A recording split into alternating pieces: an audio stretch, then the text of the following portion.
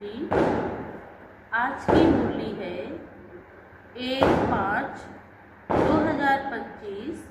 प्रातः मुरली ओम शांति बाप दादा मधुबन। बाबा के मधुर महावाक्य हैं, मीठे बच्चे तुम बेहद के बाप से बेहद का वर्षा लेने आए हो। यहाँ हद की कोई बात नहीं है। बड़े बड़े उमंग से बाप को याद करो तो पुरानी दुनिया भूल जाएगी। बाबा ने कहा तुम बड़े उमंग से बाप को याद करो तो पुरानी दुनिया भूल जाएगी।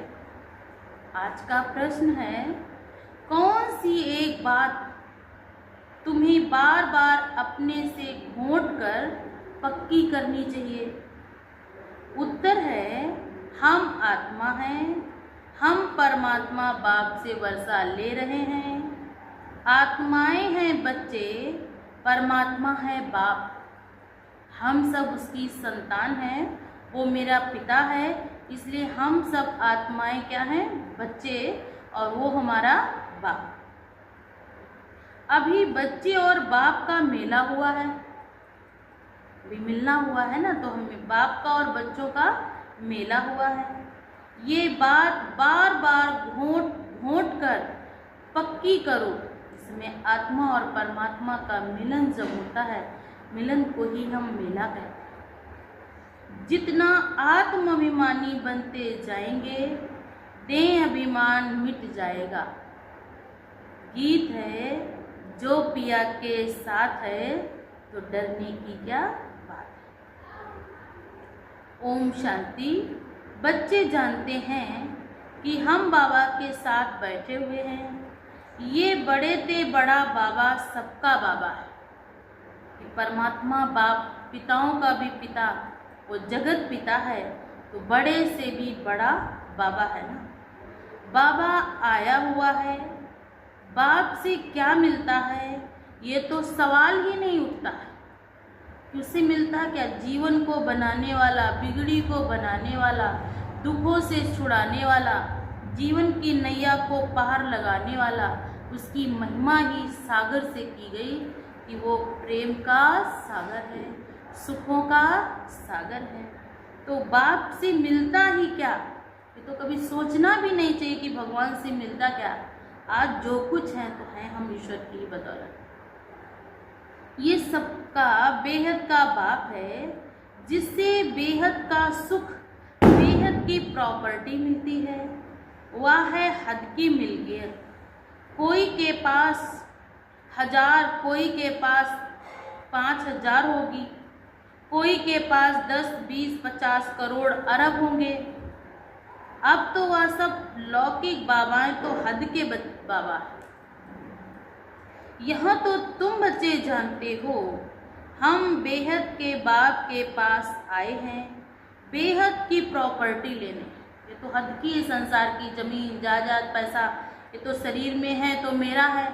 शरीर से आत्मा ने जैसे ही शरीर से आत्मा निकली, वैसे वो किसी और की प्रॉपर्टी, वो व्यक्ति किसी और का है। दिल में आस हो तो रहती है ना, सिवाय स्कूल के सत्संग आदि में कोई आस नहीं रहती है।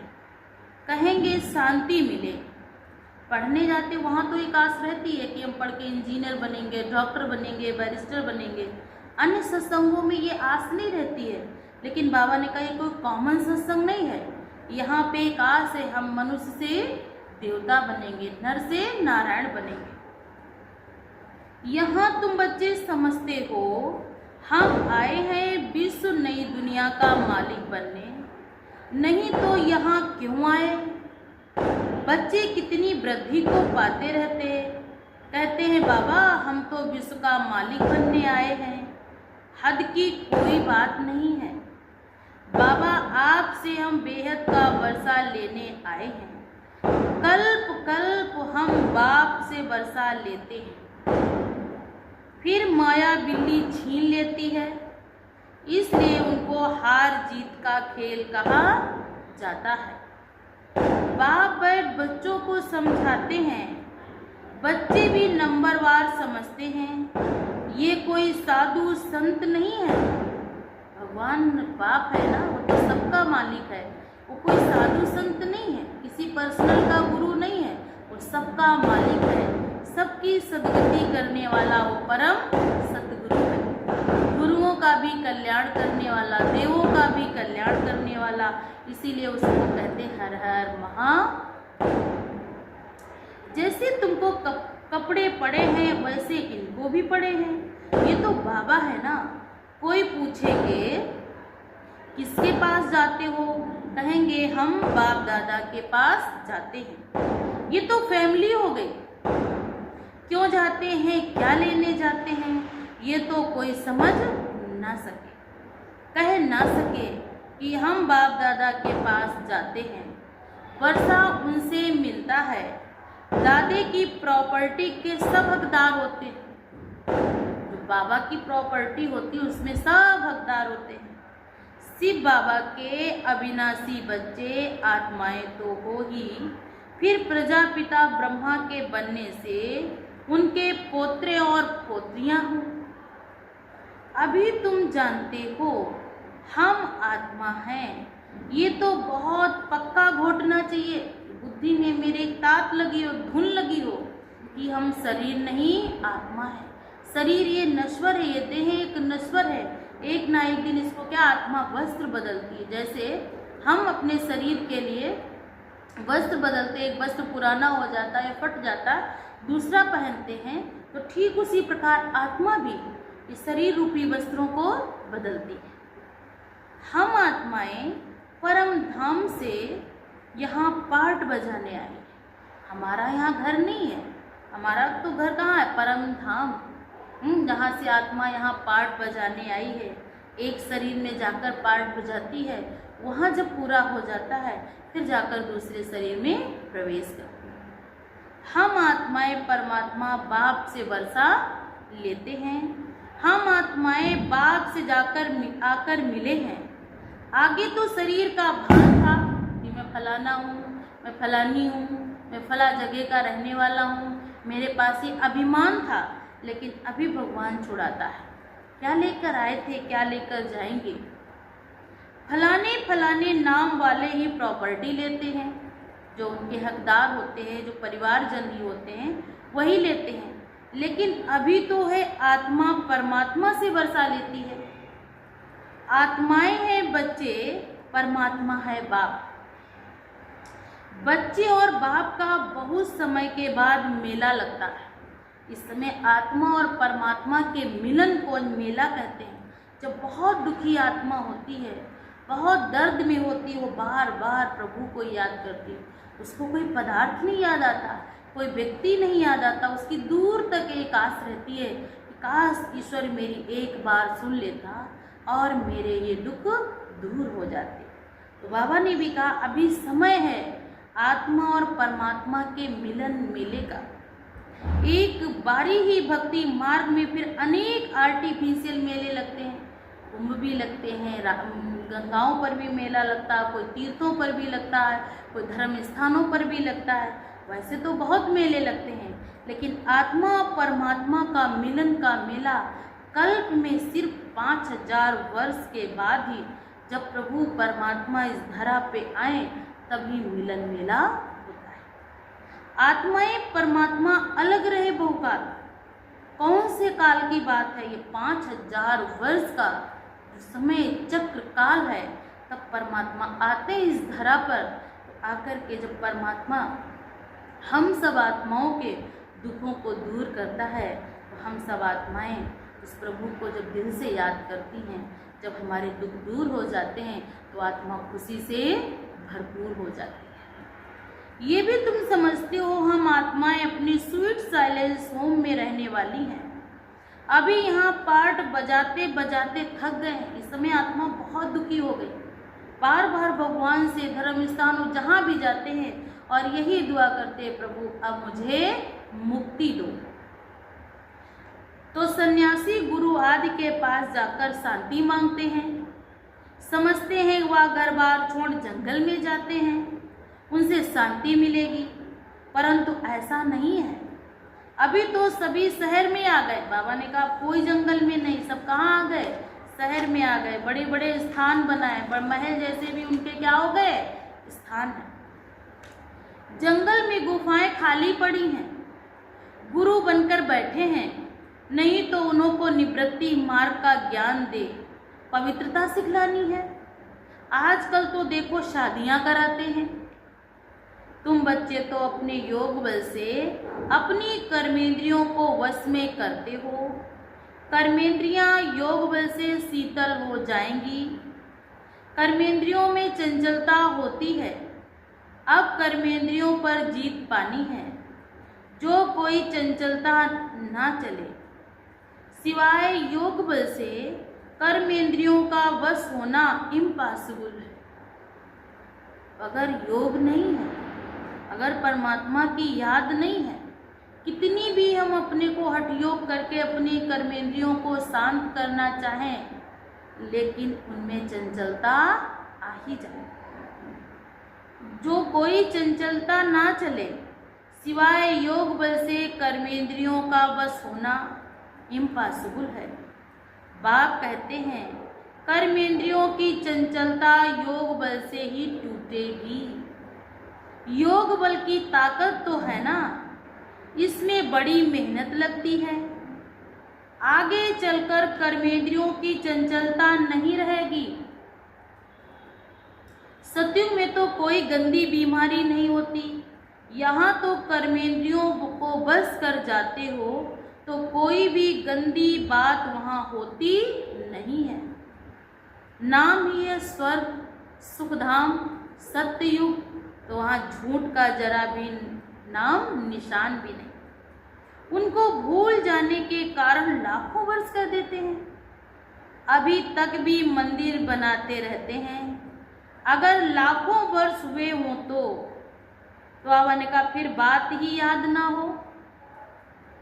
ये मंदिर आदि क्यों बनाते हैं? आज भी देखिए देवी देवताओं का जहाँ चित्र भी है वहाँ भी बहुत सफाई है, वहाँ भी बहुत साज सज्जा रखते हैं, सुनसान नहीं रखते। वहाँ पे बहुत अच्छी लाइट भी डालते हैं, झांकी भी सजाते हैं, तो भी उनको कितना सुंदर सजाते हैं। तो कहते हैं ना, जिनकी रचना इतनी सुंदर वो कितना सुंदर होगा।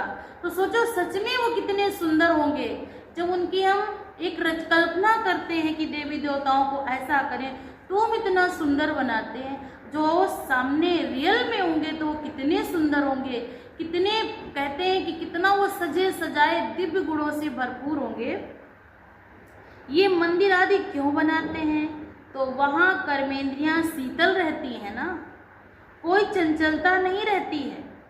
शिव बाबा को तो कर्मेंद्रियाँ है नहीं, तो कहते हैं ना वो उसके पैर नहीं लेकिन चलता है, मुख नहीं लेकिन बोलते हैं, हाथ नहीं लेकिन करते हैं, क्योंकि वो क्या है, सर्वशक्तिमान है ना। शिव बाबा को तो कर्मेंद्रियाँ है नहीं, बाकी आत्मा में ज्ञान तो सारा है ना। वही शांति का सागर है, सुख का सागर है।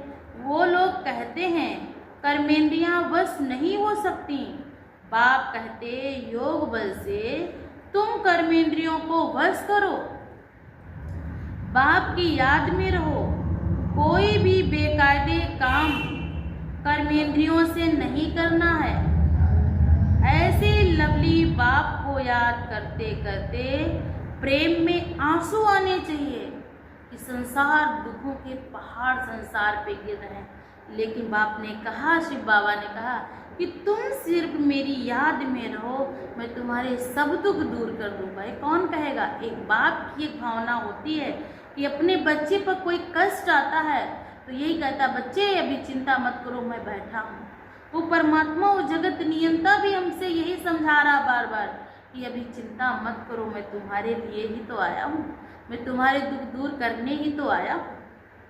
आत्मा परमात्मा में लीन नहीं होती है। बाप एक ही बार मिलते हैं जब शरीर का लोन लेते हैं। तो ऐसे बाप के साथ कितना प्यार से चलना चाहिए। बाप को तो उछल आनी चाहिए ना, ओहो बाबा हम विश्व का मालिक बनाते हैं, ये धन माल आदि क्या करेंगे, छोड़ो सब। जैसे पागल होते हैं ना, सब कहने लगे इनको बैठे बैठे क्या हुआ, धंधा आदि सब छोड़कर आ गए। खुशी का पारा चढ़ गया, साक्षात्कार होने लगे। राजाई मिलनी है। ब्रह्मा बाबा को साक्षात्कार हुए। ब्रह्मा बाबा हीरे का जवाहरात का धंधा करता था, सब कुछ छोड़ छाड़ दिया तो लोगों ने उन्हें क्या कहा, ये तो जैसे पागल हो गए। परंतु कैसे मिलेगी, क्या हुआ, कुछ भी पता नहीं था, बस मिलना है। बाबा बार बार साक्षात्कार में कहता था कि बस ये तुमको ऐसा करना है, तुम सिर्फ निमित्त बन जाओ, कराने वाला तो मैं। उस खुशी में सब छोड़ दिया। फिर धीरे धीरे नॉलेज मिलती रहती है। तुम बच्चे यहाँ स्कूल में आए हो, एम ऑब्जेक्ट तो है ना, कोई भी स्कूल में पढ़ते हैं, हर जगह एक एम ऑब्जेक्ट होता है।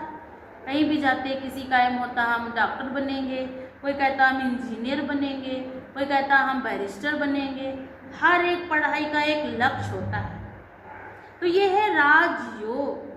बेहद के बाप से राजाई लेने आए हो। बच्चे जानते हैं हम उनसे पढ़ते हैं। कौन पढ़ाने वाला है? परम सतगुरु। हमको गर्व होना चाहिए, हमको पढ़ाने वाला, हमको ऐसी शिक्षा देने वाला, मेरे जीवन को श्रेष्ठ बनाने वाला, दिव्य गुणों से भरपूर करने वाला कोई साधारण टीचर नहीं है। वो परम सतगुरु, परम शिक्षक, वो बाप मेरा मुझे श्रेष्ठ पढ़ाई पढ़ाने आए, जिसको याद करते हैं कि बाबा आकर हमारे दुख हरो, सुख दो।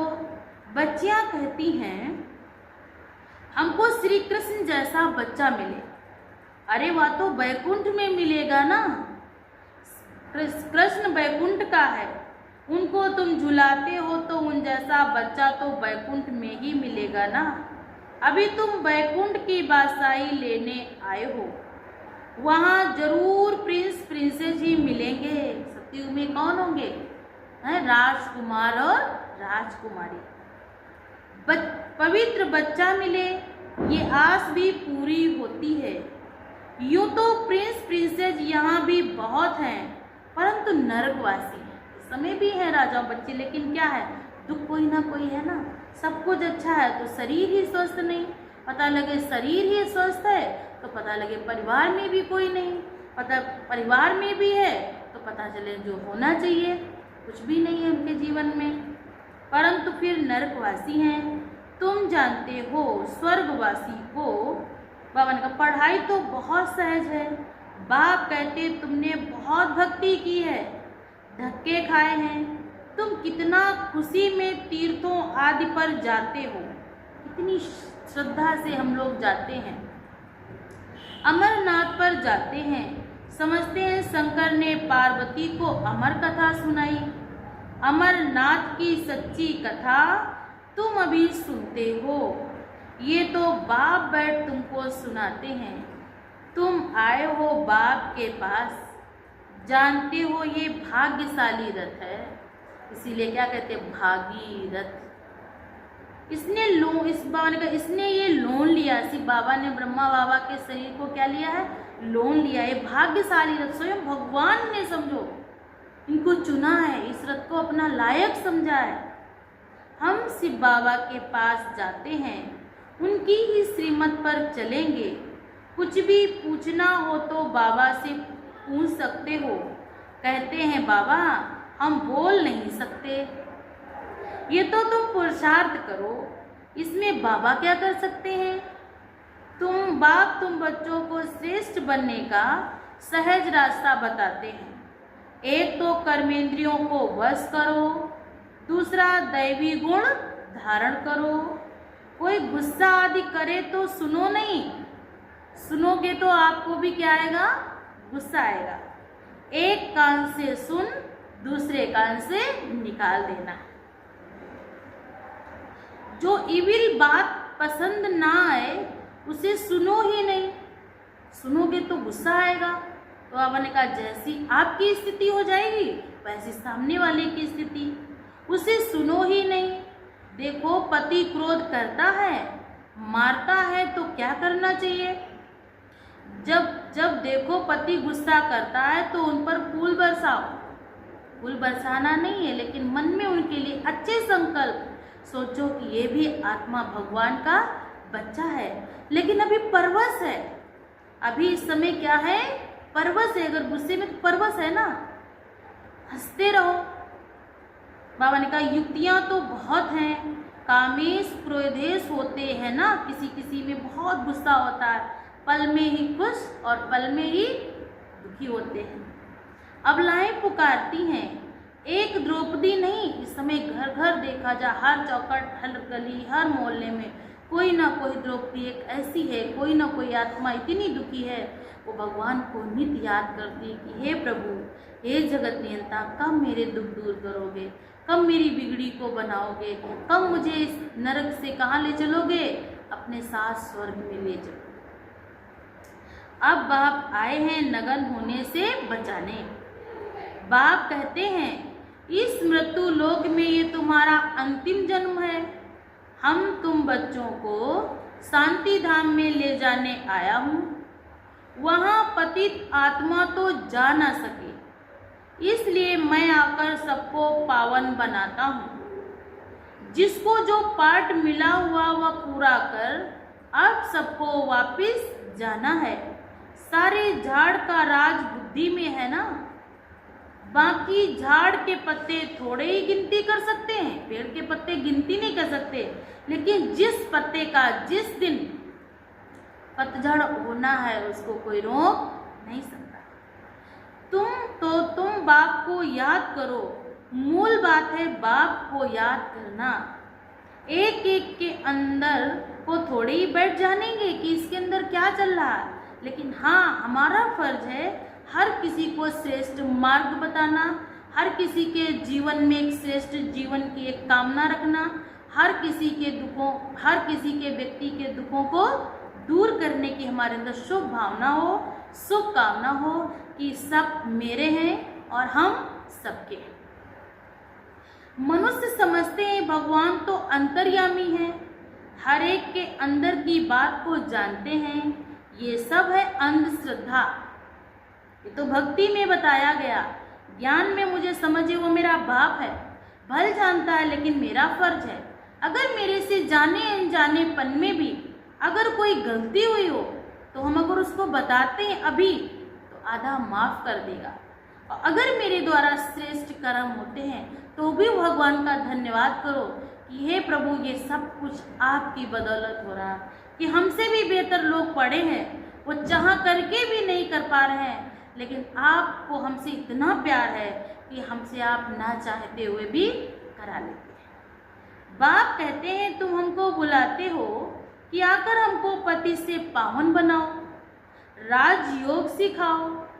अभी तुम राजयोग सीख रहे हो, इस योग को सीखने से आत्मा राजाओं का राजा बन जाती है, उस आत्मा को मुक्ति, जीवन मुक्ति मिल जाती है, क्योंकि ये कोई साधारण योग नहीं, इसको सिखाने वाला स्वयं परमपिता परमात्मा जगत नियंता है। बाप कहते हैं मुझे याद करो, बाप ये मत देते हैं ना, बाप की श्रीमत और गत सबसे न्यारी है, कहते ना बाप की गतमत न्यारी है।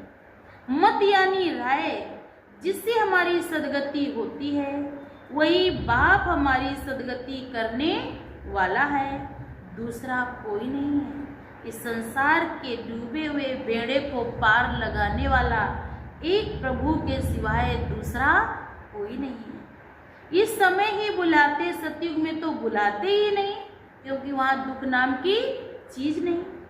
अभी ही कहते सर्व का सदगत दाता एक राम है। जब माला फेरते हैं तो फेरते फेरते जब फूल आता है तो उसको राम के आंखों पर लगाते हैं। जपना है एक फूल को, कौन है फूल वो? एक परमपिता परमात्मा। बाकी है उनकी पवित्र रचना। माला को अच्छी रीति जान गए हो ना, जो बाप के साथ सर्विस करते हैं उनकी ये माला है, माला बनेगी, क्योंकि एक माला में ही एक साइज की जो भगवान का मदद इस समय कर रहे हैं जो आत्माएं, तो वो माला बनेगी, क्योंकि वो माला फिर सिमरी जाएगी। भगवान ने कहा जो मेरी याद में रहते वो व्यर्थ नहीं जाएंगे, ऐसा नहीं है कि वो उनका किया हुआ सब व्यर्थ जाएगा। वो जब द्वापर युग से उन्हीं आत्माओं के यादगार में बनेगी माला, जो भक्ति में लोग उनका स्मरण करेंगे। शिव बाबा को रास्ता नहीं कहेंगे, रास्ता कहेंगे तो प्रश्न उठेगा कि कब रचना की। प्रजापिता ब्रह्मा भी संगम पर ही ब्राह्मणों को रचते हैं ना। शिव बाबा की रचना तो अनादि है ही। सिर्फ पति से पावन बनाने के लिए बाप आते हैं। अभी तो है पुरानी सृष्टि, नई में रहते हैं देवताएं। अब शूद्रों को देवता कौन बनाए? अभी तुम फिर से बनते हो। जानते हो बाबा हमको शूद्र से ब्राह्मण, ब्राह्मण से देवता बनाने आए हैं। इस समय हम क्या बनने आए हैं? पति से पावन। अभी तुम ब्राह्मण बने हो देवता बनने के लिए। मनुष्य सृष्टि रचने वाला हो गया ब्रह्मा, जो मनुष्य सृष्टि का हेड है। बाकी आत्माओं का अविनाशी बाप शिव तो है ही। ये सब नई बातें तुम सुनते हो। जो बुद्धिमान है वो अच्छी रीति धारण करते हैं। ऐसे ऐसे तुम्हारी भी वृद्धि होती जाएगी। अभी तुमको स्मृति आई है कि हम असुर देवता थे, फिर 84 जन्म कैसे लेते हैं। सब राज तुम जानते हो। जास्ती बातों में जाने की कोई दरकार नहीं है।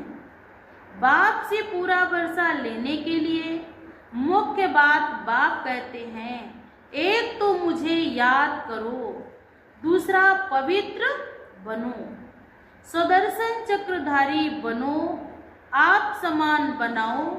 कितना सहज है, सिर्फ याद ठहरती नहीं है। नॉलेज तो बहुत सहज है। अभी पुरानी दुनिया खत्म होनी है, फिर सतयुग में नई दुनिया में देवी देवताएं राज्य करेंगे। इस पुरानी दुनिया में पुराने ते पुराने ये देवताओं के चित्र हैं व इन्हों के महल आदि हैं। तुम कहेंगे पुराने ते पुराने हम विश्व के महाराजा महारानी थे। शरीर तो खत्म हो जाते हैं, बाकी चित्र बनाए जाते हैं। आज भी देखो जो चले गए हैं उन्हीं का ये चित्र बना करके यादगार के रूप में पूजा जाता है। जो हम कर्म करते हैं वो क्या रह जाते हैं? हमारे आपके यादगार। अभी ये थोड़ी किसको पता है कि ये लक्ष्मी नारायण जो राज्य करते थे वो कहाँ गए, राजाई कैसे ली। बिरला ने कितने मंदिर बनाए, परंतु जानते नहीं पैसे मिलते जाते हैं और बनाते रहते हैं। समझते हैं ये देवताओं की कृपा है। एक शिव की भी पूजा है अभी बिचारी।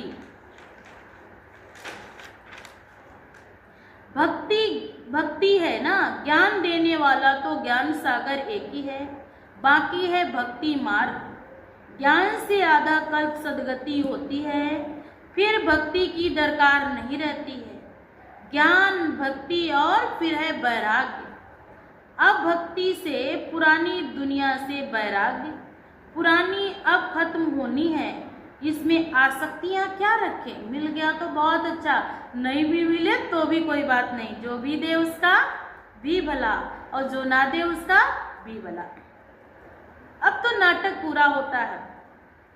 हम जाते हैं घर, वह खुशी रहती है। कई समझते हैं मोक्ष पाना तो अच्छा है, फिर आएंगे नहीं।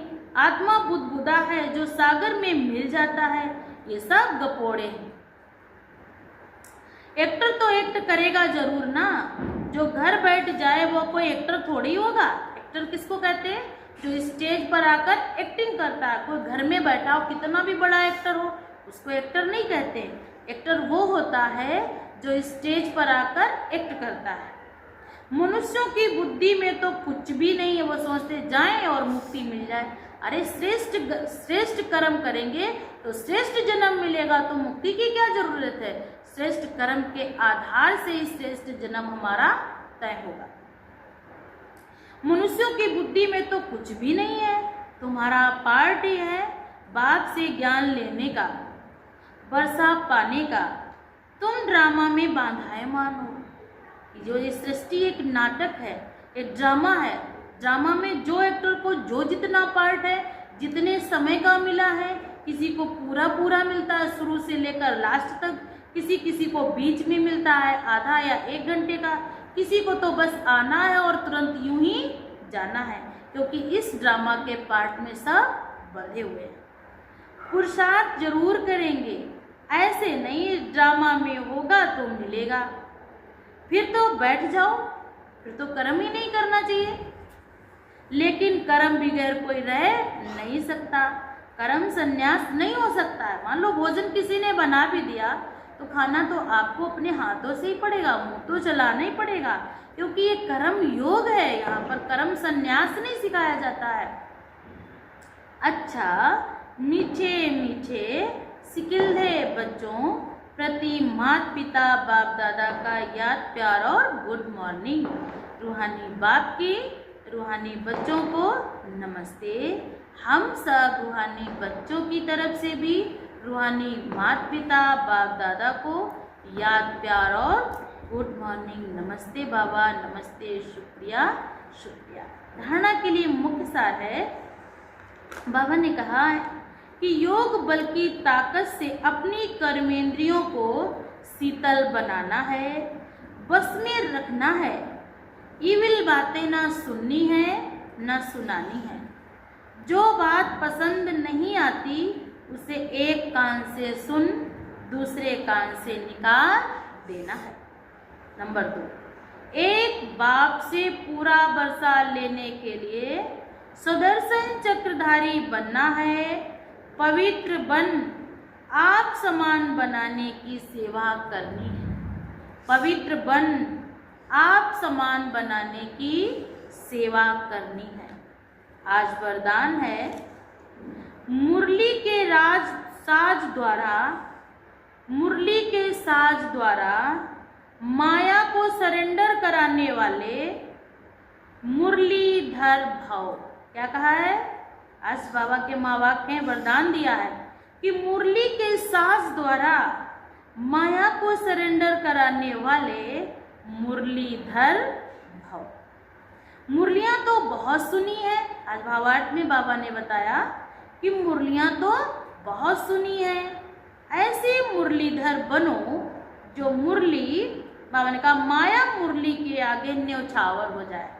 कहते हैं ना कि कोई जो नांग सर्प होता है तो क्या करता है, जो बीन बजती है तो अपने आप को क्या कर देता है, सरेंडर कर देता है। तो ऐसे बाबा ने भी क्या कहा, मुरलियाँ तो बहुत सुनी है, अब ऐसे मुरलीधर बनो जो माया मुरली के आगे न्यौछावर, ब्रैकेट में बाबा ने कहा न्यौछावर माना सरेंडर हो जाए। मुरली का राज का साज, मुरली के राज का साज अगर सदैव बजाते रहो तो माया सदा के लिए सरेंडर हो जाएगी। माया का मुख्य स्वरूप है कारण के रूप में आता है। क्या करूं, ये था, पता नहीं क्या था, ये हुआ, कई प्रकार के तमाम का वो आ गए तो ये हुआ, तबीयत नहीं ठीक थे। जिस समय मुरली के में क्या देते, कारण देते।